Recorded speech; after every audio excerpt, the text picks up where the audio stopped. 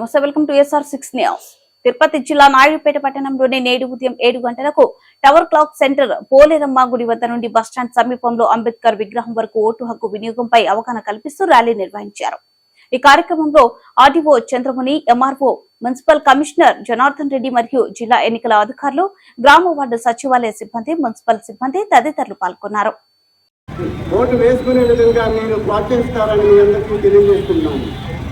ఈ ఓటింగ్ కార్యక్రమంలో, ఈ బృహత్తర ఓటింగ్ కార్యక్రమంలో మీకందరికీ సహాయం చేయడానికి, గైడ్ చేయడానికి, ఏవైనా సందేహాలు ఉంటే నివృత్తి చేయడానికి పోలీసు యంత్రాంగం నుంచి అలాగే అన్ని శాఖల యంత్రాంగము మేమందరం కూడా మీకు సహాయంగా ఉంటామని తెలియజేసుకుంటూ, మీరందరూ తప్పకుండా ఓటును వినియోగించుకుంటారని తెలియజేస్తూ మీకందరికీ మరొకసారి విజ్ఞప్తి చేయడం జరుగుతుంది.